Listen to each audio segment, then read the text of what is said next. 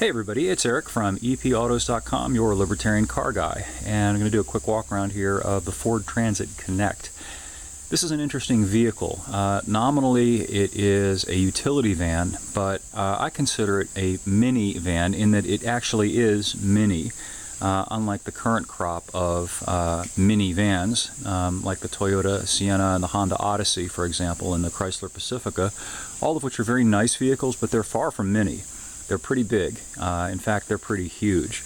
If you were to park one of those things next to an original early 80s era Chrysler minivan, you'd be startled by how big they've grown, and not just in terms of dimension but also in terms of price. Loaded up, those things can cost well over $40,000 for a minivan. So they've essentially become kind of mini RVs, really, rather than minivans. Minivans originally were pretty much family vehicles to cart the kids around. They were utilitarian. They were designed to not cost you a fortune, to not use too much gas, just to be very functional vehicles, which those characteristics are all embodied here in the Transit Connect.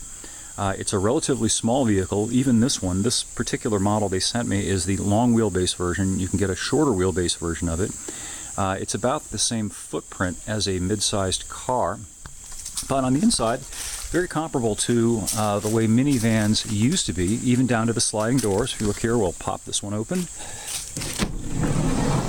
There's another one on the other side, and the sun's kind of bright, but I'll try and show you the back seats here. It's a little bit tight. You've got to step up there, but again, we're talking about a family vehicle, and for kids up to 12, 13 years old, those back seats are perfectly serviceable.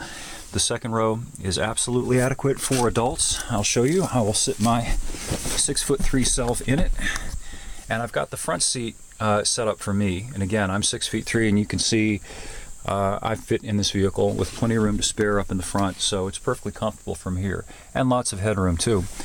And there's the front. Have a look at the dashboard and the center console. It's not cheap and primitive and basic looking, which frankly some of the other vehicles in this class, which includes the Nissan NV Van 200, which Chevy also sells under its own label, but it's made by Nissan. And that thing really is pretty crude and pretty primitive. This thing's actually pretty nice, particularly when you order it configured as this one is, with the passenger seats and some of the amenities that are available, and still reasonably priced, about $23,000 to start, and if you load it up, around $30,000. Again, which is about $10,000 to $15,000 less than a loaded up, not so mini van.